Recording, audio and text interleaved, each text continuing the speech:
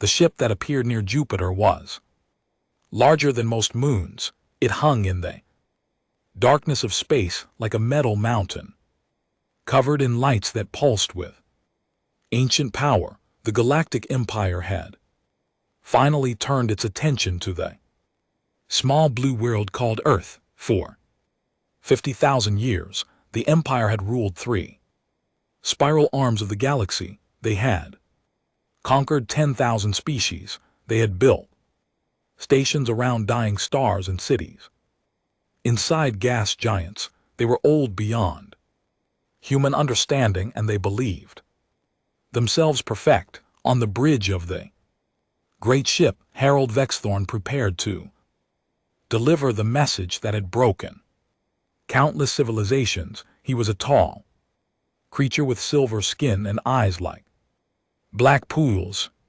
His kind had served the Empire for 20,000 years, and he had personally delivered the challenge of dominion to 47 species.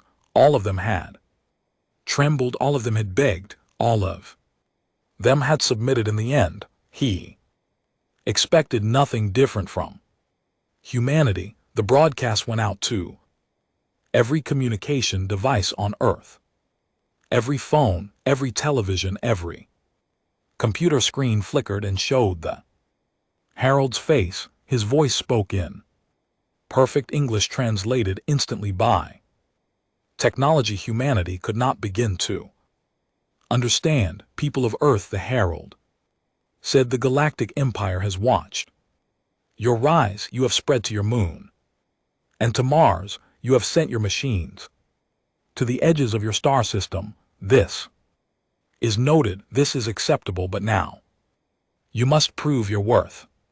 In the United Nations building in New York, the Security Council watched the broadcast with mixed expressions. Some looked afraid, others looked confused.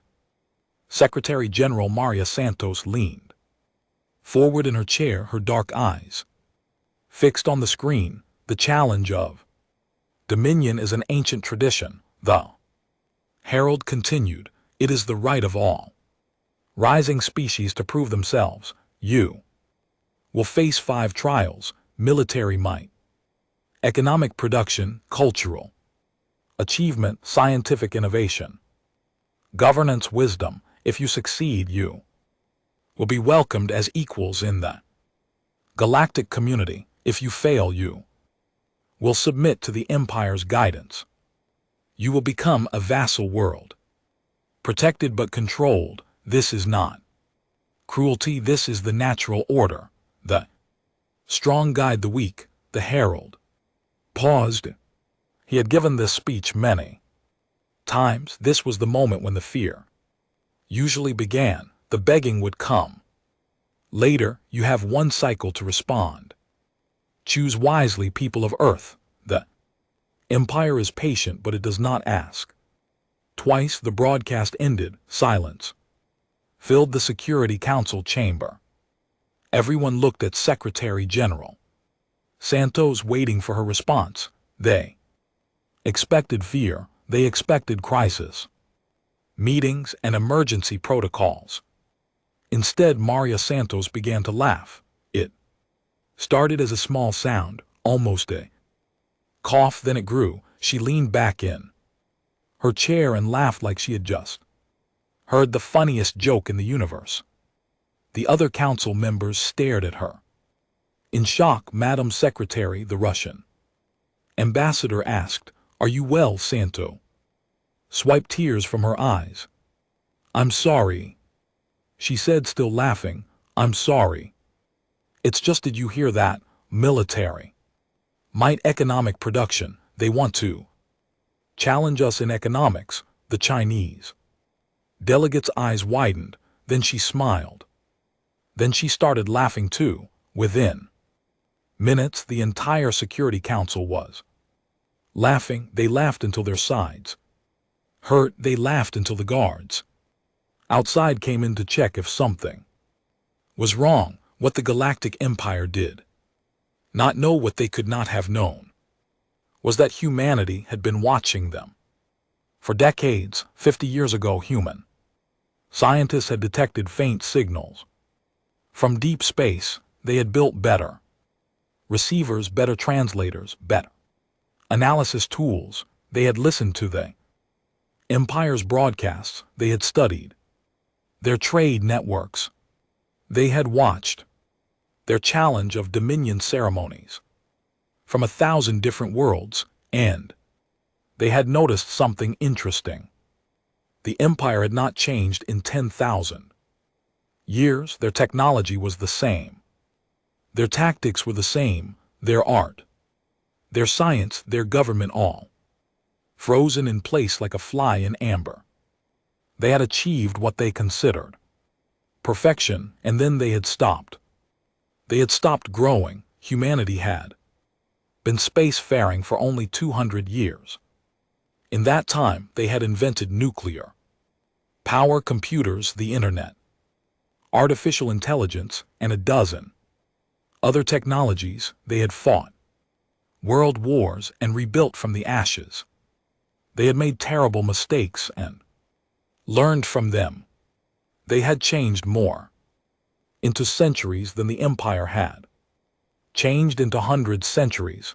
The trials the Empire used to break other species were designed for civilization like themselves, civilizations that valued order over innovation, stability over growth, perfection over progress. They were the worst possible trials to use against humanity. Secretary General Santos composed herself and called for Earth's response to be prepared. The message was broadcast 12 hours later, sent directly to the Herald ship. People of the Galactic Empire, Santos said, her voice calm and professional, but with a hint of amusement she could not quite hide. Humanity accepts your challenge of dominion. We are honored by the opportunity to demonstrate our capabilities. She paused. The next part had been debated for hours. Some thought it was too aggressive, others thought it was perfect. In the end, the council had voted to include it. We accept, Santos continued. Try not to be embarrassed. On his ship, Harold Vexthorn watched the message 3 times. He could not believe what he was hearing. In 47 deliveries of the challenge, no species had ever responded with anything but fear or false bravado that crumbled quickly. This was different. This was genuine confidence. This was mockery. He reported to the Imperial High Council. Immediately, they laughed at us, he said, still shocked. They actually laughed. The council members exchanged glances. They were ancient beings, older than most stars they had seen, everything the galaxy had to offer, or so they believed.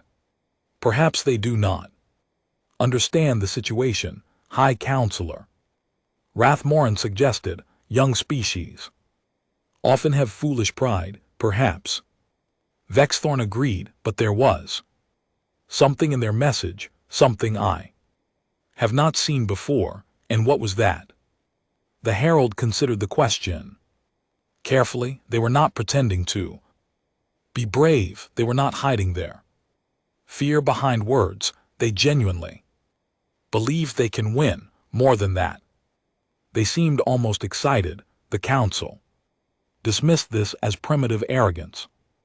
They had broken thousands of civilizations. These humans would be no different. The trials would humble them, and then they would submit like all the other. Preparations began for the first trial on Earth. Preparations of a different kind were underway. The governments of the world had put aside their differences decades ago when they first learned of the Empire. Secret programs had been created, plans had been made, and now finally those plans could be put into action in a secure facility in Switzerland. A team of specialists gathered. They were the strangest group ever assembled for a military operation. There was General Rebecca Stone, a 60-year-old veteran who had commanded forces on 3 continents. There was Kim Yong-soo, a Korean chess grandmaster who had never lost a tournament. There was Marcus Webb, a young American who had won 3 world championships in a video game called StarCraft. And there was Lily Chen, a 12-year-old girl from Singapore, who held 17 world records for completing video games faster than anyone thought possible. "This is the team, General?" Stone asked, looking at the child with doubt in her eyes. "This is the team," said Director Harrison, who had spent 20 years preparing for this moment. The Empire's war games follow rules, very old rules. They haven't changed in millennia. "General, you understand real warfare. Kim understands strategic patience. Marcus understands managing 1,000 variables at once. And Lily," the girl looked up from her phone where she was playing a puzzle game at impossible speed. "Lily understands that rules are just suggestions," Director Harrison said, "and that's exactly what we need." Across the solar system, more teams were being assembled: engineers who had built impossible things, artists who had moved millions to tears, scientists who refused to believe anything was impossible, leaders who had united nations through chaos. Humanity was not afraid of the challenge. They had been waiting for it. In his ship, Harold Vexthorn watched Earth's preparations with growing unease. Something was wrong. Something was very wrong. These humans did not behave like any species he had ever encountered. They did not try to hide their preparations. They did not send diplomats to negotiate or beg for easier trials. Instead, they sent another message. Harold Vexthorn, the message said, "We have a question. The trials have a time limit of 100 cycles each. Is there a minimum time, or can we finish early?" The Herald did not know how to answer. No species had ever finished a trial early. No species had ever asked if they could. He forwarded the question to the High Council, far away in the heart of the Empire. The first seeds of doubt began to grow. The arena for the first trial existed in a dimension between dimensions. It was a vast space filled with stars and planets, all of them simulated, but all of them really enough to touch. Here fleets could clash without anyone dying. Empires could rise and fall in hours. It was the most advanced war simulation in the galaxy, and it had been used to test military minds for 30,000 years. Grand Admiral Vorkath stood at his command platform, his forearms folded across his chest. He was 900 years old, and he had never lost a battle, not in simulation, not in reality. His strategies were taught in every military academy in the Empire. His name was spoken with reverence across 1,000 worlds. Today, he would teach these humans their place. The rules were simple. Each side controlled a fleet of 1,000 ships. Each side had the same resources, the same technology, the same starting positions. Victory came when you destroyed the enemy's command ship or captured their home world. The trial would last 100 cycles, but most matches ended in 20. Admiral Vorkath expected this one to end in 10. The human team appeared on the opposite platform. The Grand Admiral studied them with his for eyes, and what he saw confused him. There was an old female in military uniform acceptable. There was a male in casual clothes who kept tapping his fingers like he was playing invisible drums. Strange, there was another male who wore a t-shirt with a cartoon creature on. It's inappropriate, and there was a child, a small female child who was eating some kind of snack from a bag. Is this a joke? Vorkith asked the trial observers.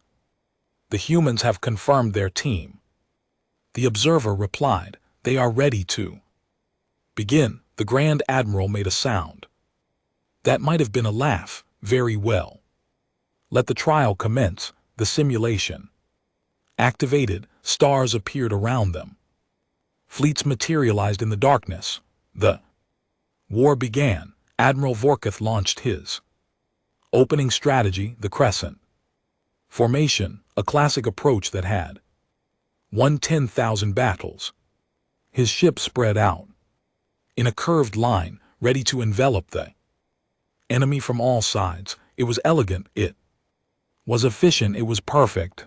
The humans did not use a formation at all. Their fleet scattered in random directions. Ships flew alone or in small groups of 2 or 3. There was no pattern, no strategy that Vorkith could recognize. It looked like chaos. What are they doing? He muttered. On the human platform, General Stone was having similar thoughts. What are you doing? She asked Marcus Webb, who was controlling nearly half their ships. Trust me, Marcus said, his fingers flying across the controls. In StarCraft, we call this a Zergling rush. But slower and stupider looking until it isn't. Kim Yong-su, the chess master, watched the enemy fleet with patient eyes. Their admiral is good, he said, but he is predictable. He will use the Crescent to surround us, then strike at our center. It is what I would do if I had no imagination. So what do we do? General Stone asked. We let him for the next 3 hours. The battle seemed to go exactly as Admiral Vorkith planned. His crescent closed around the scattered human ships. He picked them off one by one, destroying dozens of vessels. Humans did not fight back effectively. They ran, they hid, they wasted resources on strange maneuvers that accomplished nothing. In the observation gallery, Empire officials exchanged satisfied glances. The humans were losing just as expected. Then Lily Chen looked up from her snack. Okay, she said, I'm bored. Can I do my part now? General Stone looked at the battle map. They had lost 200 ships. The enemy had lost only 30. We're not exactly winning. Kid, we're not trying to win yet, Kim explained. We are learning. The Admiral has shown us everything, his patterns, his timing, his favorite responses to each situation. Now we know him better than he knows himself. And now, Marcus added with a grin, we stopped playing defense. Lily took over a small group of 50 ships. They were positioned near an asteroid field far from the main battle. No one was paying attention to them. That was exactly what she wanted. There's a rule, Lily said, her small hands moving across the controls with frightening speed. Section 447. Subsection 12. Ships can use asteroid fields for cover, but there's no rule about moving the asteroids. She had read the trial rules 6 times. She had memorized every word, and she had found 17 loopholes that no one had noticed in 40,000 years. This was just the first. Her ships began pushing asteroids, small ones at first, then larger ones. They used their engines to nudge the rocks into new paths. It was slow work. It seemed pointless. Then the asteroids started falling toward the enemy fleet. Not fast enough to dodge, not slow enough to ignore. Thousands of rocks, ranging from house-sized to mountain-sized, all drifting toward Admiral Vorkath's perfect crescent. What is this? The Admiral demanded. This is not a valid tactic. Section 447. Subsection 12. The trial observer replied after checking the rules. Environmental manipulation is permitted. The humans have broken no rules. The Admiral's crescent shattered as his ship scrambled to avoid the asteroid. Storm formations collapsed. Ships crashed into each other. The perfect strategy fell apart in minutes, and then the humans attacked. Marcus Webb's scattered ships suddenly came together. Like a fist, they struck at the disorganized enemy with precision that seemed impossible. Every shot hit its target, every maneuver cut off escape routes. The chaos that had seemed random was revealed to be a carefully planned trap. Kim Yong-soo moved his ships with the patience of a chess master. He did not rush. He did not make mistakes. He simply placed his pieces exactly where they needed to be and watched the Admiral's options disappear one by one. General Stone coordinated the battle. Her decades of experience guiding the younger team members, she knew when to push and when to hold back. She knew how to turn a small advantage into a large one, and Lily kept finding loopholes. Section 891 says command ships can't be attacked directly until half the fleet is destroyed, she announced, but it doesn't say anything about boarding parties. Can we teleport soldiers onto his ship? They could. They did. Admiral Vork suddenly found himself fighting a war on two fronts, in space and inside his own command vessel. The humans had sent only 100 soldiers, but they fought like demons. They did not follow proper combat protocols. They used tricks and traps and tactics that no honorable warrior would consider. This is not war. Vorkath growled. This is madness on the human platform. General Stone smiled grimly. No, Admiral, this is war. Real war, the kind where people die if you make mistakes. We don't fight for points or honor. We fight to survive. Battle lasted 9 minutes after the asteroids hit. When it was over, Admiral Vorkath's command ship was captured. His fleet was scattered. His 30,000-year winning streak was broken by a chess player, a gamer, and a 12-year-old girl. The observation gallery was silent. No one knew what to say. Lily Chen reached into her bag and pulled out another snack. That was fun, she said. What's the next trial? In the Imperial High Council chambers, the report from the first trial caused an uproar. Counselors shouted at each other. Accusations flew. How could their greatest admiral lose to children and game players? They cheated. Someone insisted they did not cheat. Another replied, they found loopholes in rules we wrote 40,000 years ago. We never thought to close them because no one ever thought to look. High Counselor Rathmorin raised a hand for silence.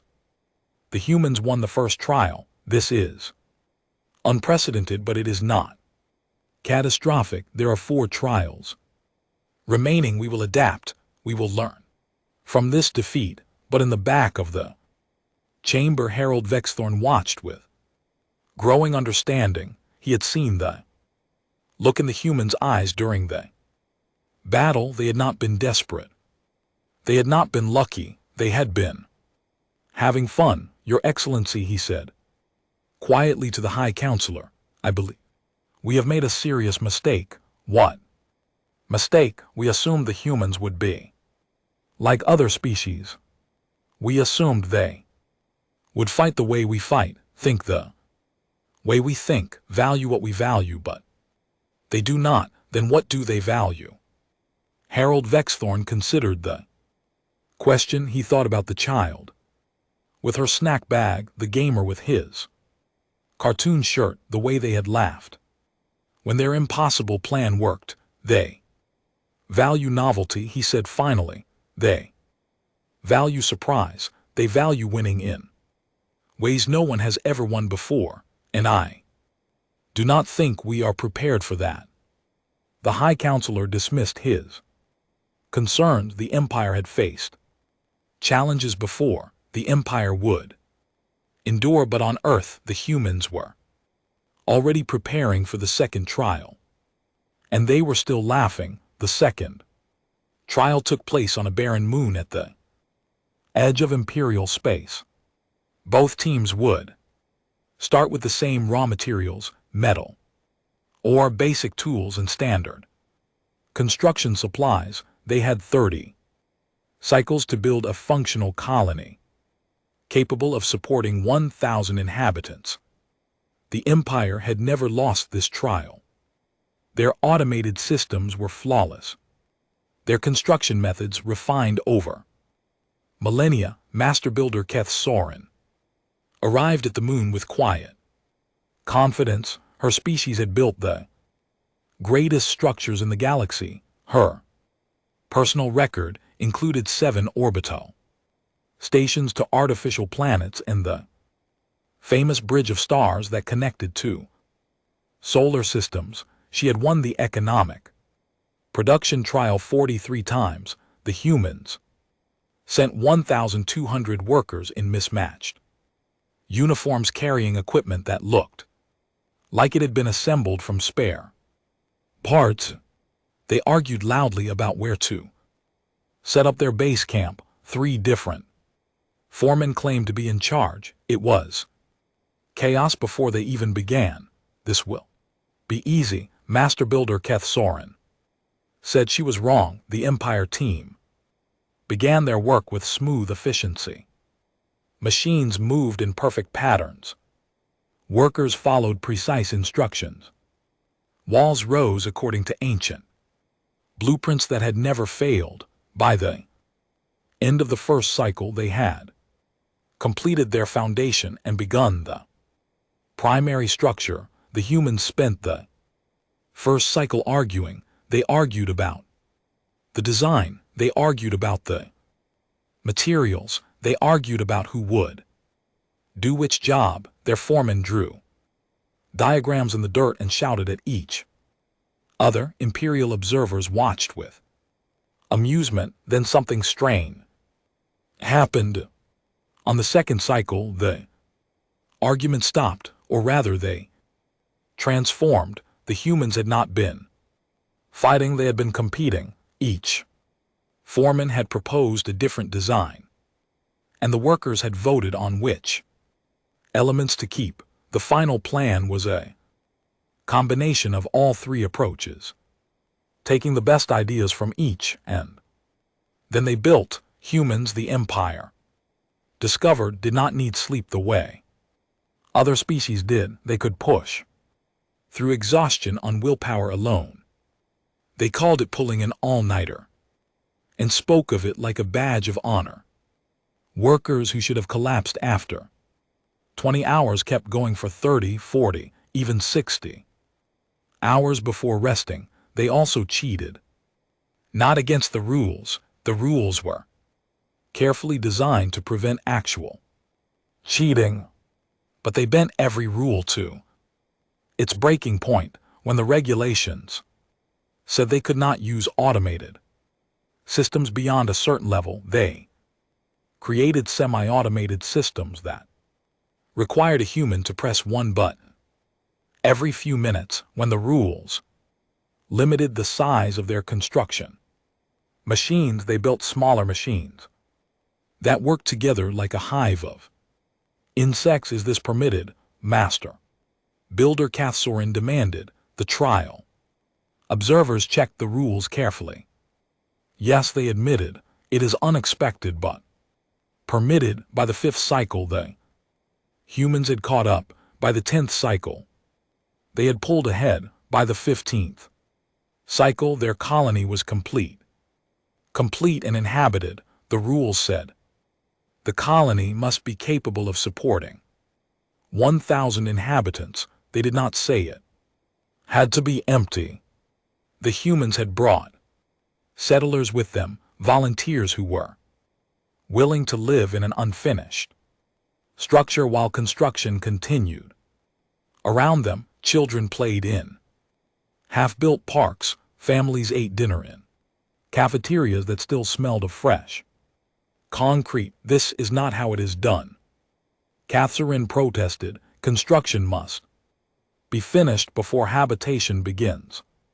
Where does it say that? A human foreman asked. It did not say that anywhere. It was simply how things had always been done. The empire had never questioned it. The human colony was messy. Cables ran along floors instead of in side walls. Temporary structures stood next to permanent ones. Signs pointed to facilities that were still being built.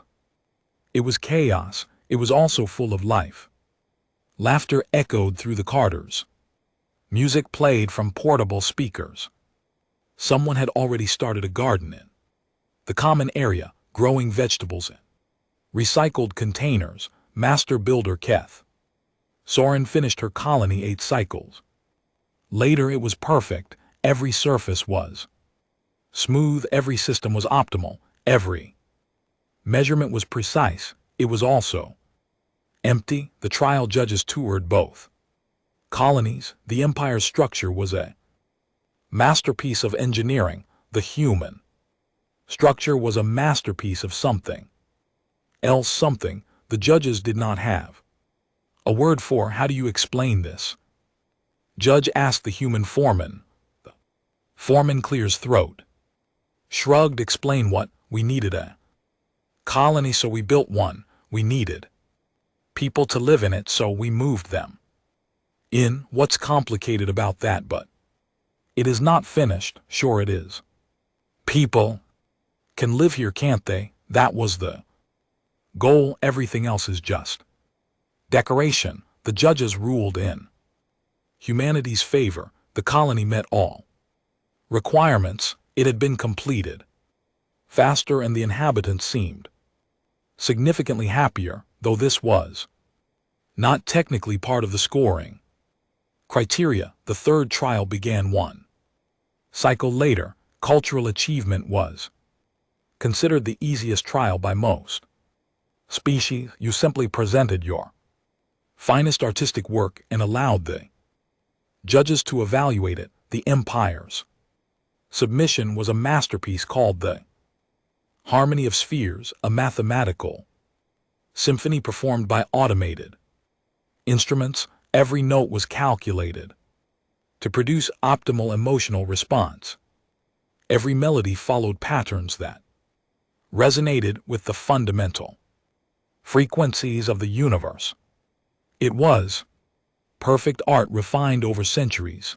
The humans submitted a file labeled Humanity, a collection. The judges gathered in the great auditorium to experience both submissions. The Empire Symphony played first. It was beautiful. It was moving. It was technically flawless. The judges nodded in appreciation. Several made notes about particular passages that demonstrated exceptional skill. Then the human submission began. It was not a single work. It was thousands of works edited together into a continuous stream of sound and image. There was a baby laughing for the first time. There was an old man crying at his wife's grave. There was a teenager playing guitar badly in his bedroom, and a concert pianist playing the same song in a grand hall. There was silence after a disaster and cheering after a victory. There was a comedian telling jokes to a crowd of strangers, making them laugh until they could not breathe. There was a soldier writing a letter home, not knowing if he would survive to see it delivered. There was a group of friends singing badly round a campfire, and a choir singing Perfectly in a cathedral, there was everything, the beautiful and the ugly, the sad and the happy, the terrible and the wonderful, all of it human, all of it real. High Judge Vincer watched with ancient eyes that had seen 10,000 performances. She had never cried. Her species did not produce tears. It was considered a biological defect, eliminated long ago. Halfway through the human submission, she discovered that her eyes were wet. "What is this?" she whispered. "The human representative, a young woman who worked as a museum curator, answered quietly. "This is us. This is what it means to be human. We are not perfect. We make mistakes. We fight and hurt each other, but we also love and help each other. We feel everything all the time, and we would not give that up for anything. It is so chaotic." Yes, that is the point. Life is chaos. Art should be too. The Empire's symphony was perfect. The judges agreed on that, but perfection, they realized, was not the same as greatness. The human submission was messy and imperfect and sometimes painful to experience. It was also alive in a way that the Empire's art had not been for centuries. The judges deliberated for hours. In the end, the vote was unanimous. The trial of cultural achievement goes to the humans. High Judge Vincent announced. Their submission was not superior in technique, but it was superior in truth. It made us feel things we had forgotten. We could feel. That is the purpose of art. That is what we had lost. The human curator smiled and bowed. She did not gloat. She did not mock. She simply said, "Thank you for listening." In the Imperial High Council chambers, panic was beginning to set in. 3 trials. High Counselor Rathmoran said, "They have won 3 trials. This has never happened. They cheated." Someone insisted. "Again, they did not cheat." Vex Thorin replied. He had watched every trial carefully. They simply approached each challenge differently than we expected. They do not think in straight lines. They do not value perfection over results. They are adaptable in ways we are not. Then we must adapt. Can we? We have not changed our methods in 10,000 years. We have not needed to, but now.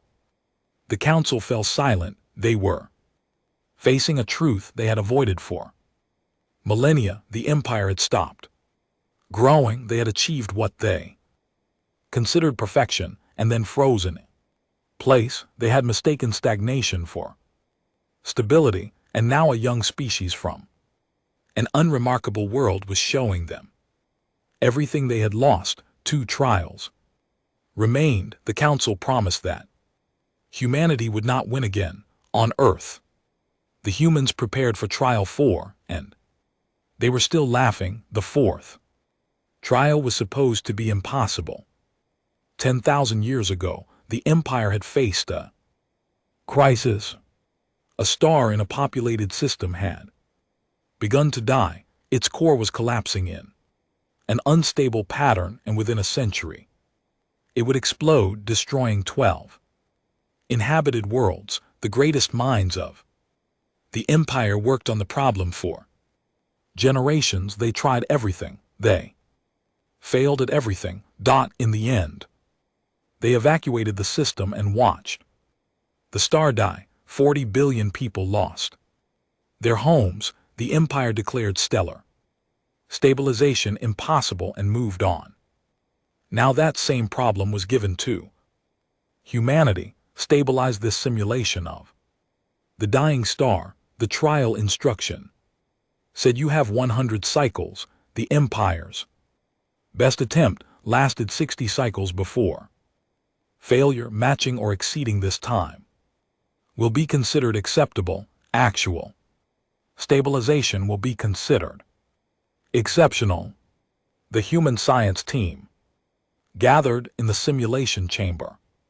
There were 12 of them, physicists, engineers, mathematicians, and one philosopher who had been included over the objections of the rest. Their leader was Dr. Sarah Chen, a woman who had spent her career studying problems that other scientists said could not be solved. The Empire worked on this for 10,000 years, said Dr. Yuki Tanaka, the youngest member of the team. What makes us think we can do better? Dr. Chen smiled because they knew it was impossible, so they stopped trying to do the impossible. They only tried things they thought might work, and we don't know it's impossible. So we're going to try everything, including the things that definitely won't work, and then we're going to try the things that can't possibly work, and then we're going to try the things that don't even make sense. The simulation began. For the first 20 cycles, the human team simply observed. They ran tests, they gathered data, they asked questions that the Empire had never thought to ask. Why was the star dying in this particular pattern? What forces were at work? What assumptions were they making that might be wrong? The Empire's approach had been to fight the star's collapse directly. They had tried to add energy to the core, to push back against gravity, to hold the star together by force. It had slowed the collapse but never stopped it. The star always won in the end. We're thinking about this wrong, Dr. Chen said. On the 21st cycle, we're trying to beat the star, but you can't beat a star. It's too big, too powerful. We need to work with it instead of against it. Work with a dying star. Dr. Tanaka asked how. This was when the philosopher spoke up. His name was Marcus Webb, no relation to the gamer from Trial N, and he had spent 30 years studying the nature of change and transformation. A dying star is not really dying, he said. It is becoming something else. The collapse is not an ending, it is a transition. What if we stop trying to prevent the transition and instead guide it? The scientists looked at him like he was insane. Stars did not become things, they exploded, or they didn't. Physics was physics, but Dr. Chen was listening. Guided how the star's core is collapsing because the forces are out of balance. What if we don't try to restore balance? What if we deliberately push it further out of balance, but in a controlled direction, like steering a falling object instead of trying to catch it? It was theoretically insane. It violated 3 fundamental principles of stellar mechanics. Every simulation the Empire had run showed it would accelerate the collapse, not prevent it. But the Empire had only simulated pushing the star out of balance in random directions. They had never tried to aim the imbalance. Dr. Chen's team spent 40 cycles developing the math. It required calculations so complex that they had to invent new mathematical tools just to describe what they were doing. They made mistakes, they had arguments. They threw out entire approaches and started over. 3 team members quit in frustration and had to be replaced. On cycle 61, they ran their first test. The simulated star shuddered, its core twisted in ways that should have been impossible. The collapse accelerated exactly as predicted. And then it stopped. Star did not stabilize in the traditional sense, it transformed. The collapsing core reached a tipping point and inverted, creating a new kind of stellar object, not a star, not a black hole, but something in between. Something stable, something that would shine for another billion years. That's impossible, the Imperial Observer said. The physics don't allow. The physics allow it, Dr. Chen interrupted. We checked very carefully. It's just that no one ever thought to look in this direction because everyone knew it wouldn't work, but the Empire's scientists knew the star couldn't be saved, so they tried to save it. We didn't know it couldn't be saved, so we tried to chain it instead. Sometimes not knowing something is impossible is the only way to make it possible. The trial judges reviewed the results for 3 cycles. They brought in external experts. They ran the simulation themselves just to make sure the results were always the same. Humanity had solved a problem the Empire had declared unsolvable, not by being smarter, not by having better technology, simply by refusing to believe it couldn't be done. The 5th trial began immediately after governance. Wisdom was the trial the Empire was most confident about. They had ruled the galaxy for 50,000 years. They knew how to govern. Their systems were perfect. Their methods were optimal. Every decision was calculated to produce the best possible outcome for the greatest number of beings. The trial was a simulation of a planetary crisis. A populated world faced multiple simultaneous disasters: plague, famine, political unrest, and natural catastrophe. Each team had to manage the crisis using whatever methods they chose. Victory went to whichever team saved more lives and maintained social stability. The Empire's team was led by wise counselor Rath Vivin, who had governed entire sectors of space for 3,000 years. His approach was methodical. Calculate the optimal distribution of resources, identify which populations could be saved and which were beyond help, minimize total casualties through precise allocation of limited supplies. Acceptable losses are unavoidable, he explained to the trial observers. A wise leader knows when to sacrifice the few to save the many. The human team was led by former President Maria Santos, the same woman who had laughed at the challenge of Dominion. Her approach was different. No acceptable losses, she said. We save everyone. That is mathematically impossible, Rathvin replied. Watch us. The simulation began. Both teams faced the same disasters. Both teams had the same resources. Rathvin's team moved with mechanical precision. Resources flowed to where calculation showed they would do the most good. Some areas were abandoned as lost cousins. Some populations were written off as unsavable. The numbers showed this was optimal. Santos's team did not use calculations the same way. They used them as starting points, not ending points. When the math said an area could not be saved, they asked why. When the resources said they could not reach a population in time, they found new resources or new routes. You are wasting effort, Rathvin observed. Those people in the eastern province cannot be saved. The math is clear. The math says we can't save them with the supplies we have. Santos replied. It doesn't say we can't find more supplies.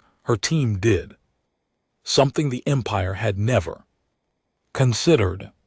They asked for help from other areas of the simulated planet. They organized local populations to share resources. They created networks of mutual aid that the central government could not have built alone. It was messy. People argued. Mistakes were made. Some resources went to the wrong places, but the network adapted. Problems were solved not by central command, but by thousands of small decisions made by people on the ground. This is chaos, Rathan said. You cannot govern through chaos. This is democracy. Santos replied, and you be surprised what chaos can accomplish. The trial lasted 50 cycles. At the end, both teams presented their results. The Empire's approach had saved 82% of the population. This was considered excellent. They had maintained perfect social order. Their resource distribution had been optimal. Some areas had been sacrificed, but this was necessary for the greater good. Humanity's approach had saved 91% of the population. This was considered impossible. Your methods were inefficient, the judges noted. You wasted resources on lost cousins. They weren't lost cousins, Santos replied. They were people, and the resources weren't wasted, they were used differently than your calculations predicted. We didn't optimize for efficiency, we optimized for hope. Hope is not a strategy. Hope is the only strategy. When people believe they can survive, they fight harder. When they believe their government is trying to save them, all of them, not just the ones who are convenient, they work together. We didn't save those people with resources. We saved them with trust. The judges deliberated longer than they had for any previous trial. In the end, they ruled the trial a draw.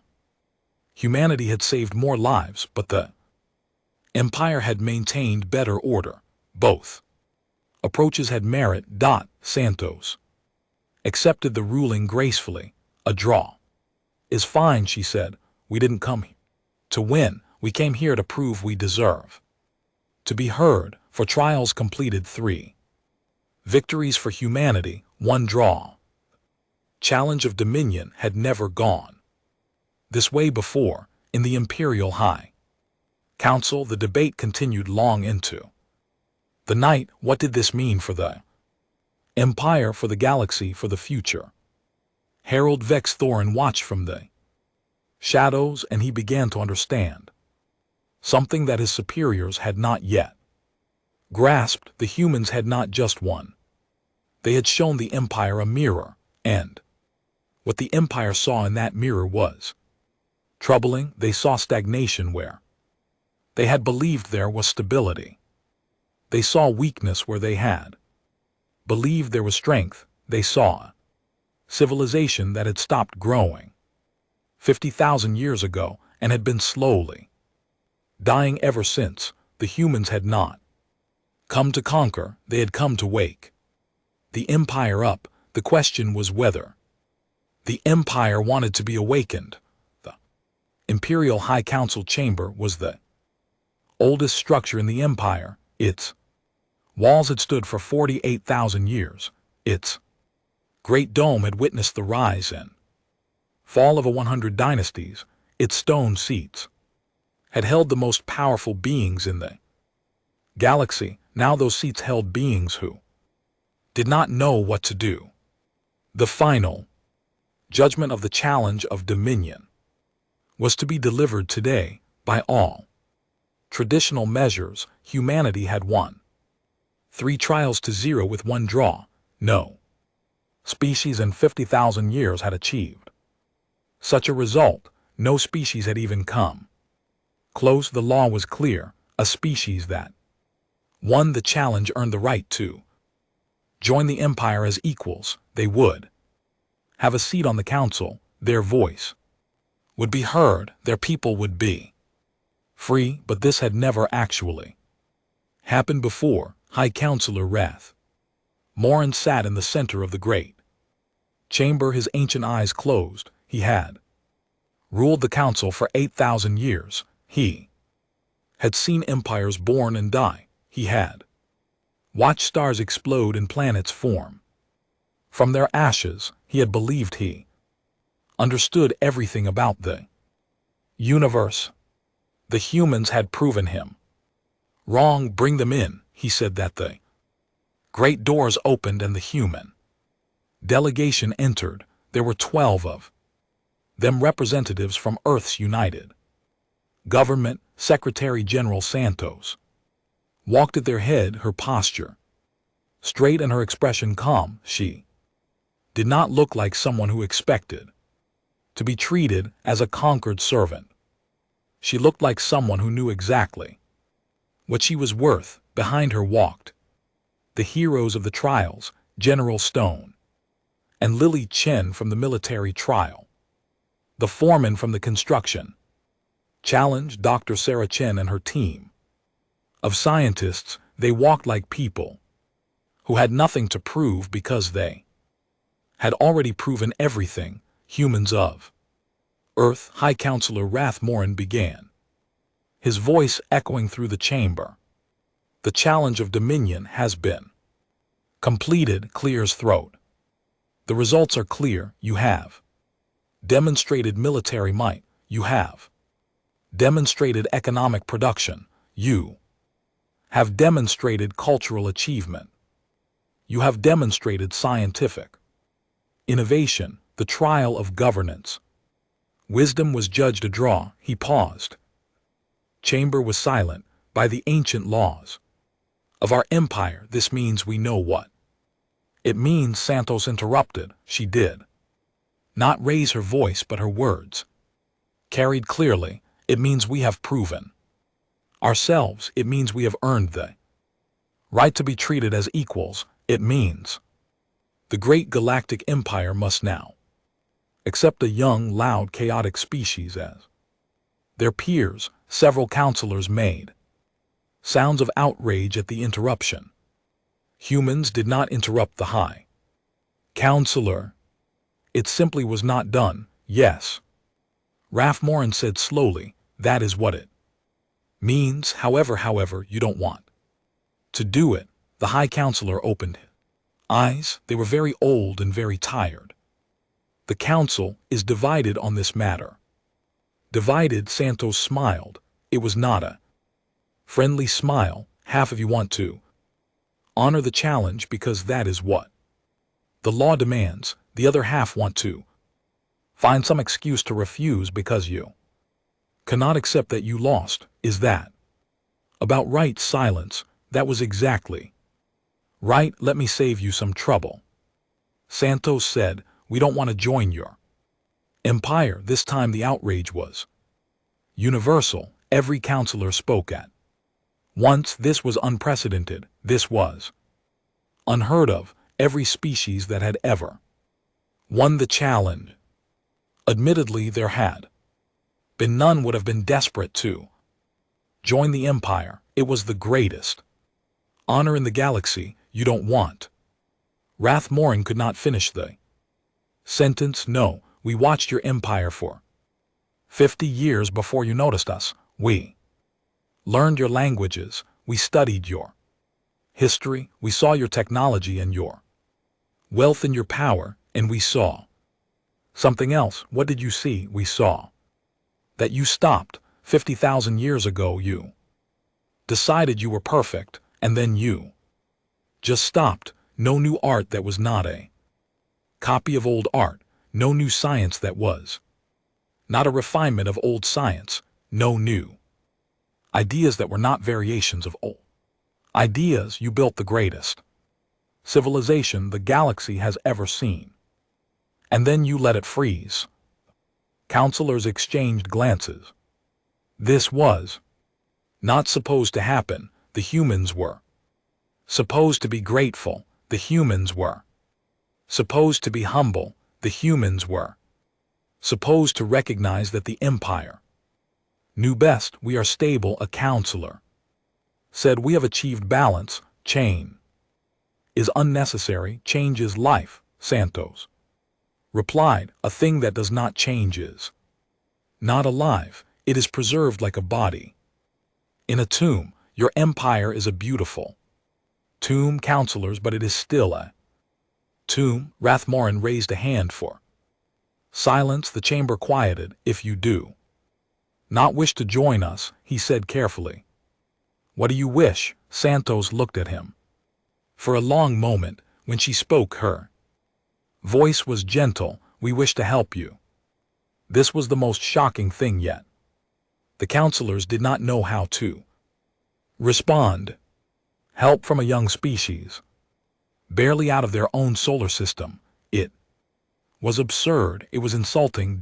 It was also, they realized slowly, exactly what they needed. You lost these trials because you could not adapt, Santos continued. You have not faced a real challenge in so long that you forgot how to struggle, but you are not dead yet. Your empire can still change, it just needs someone to show it how, and you believe you can teach us. We believe we can try. We argue constantly, we make terrible mistakes, we fail at things all the time, but we never stop trying. That is the only thing we are really good at. Refusing to give up, High Counselor. Rathmorin was silent for a long time.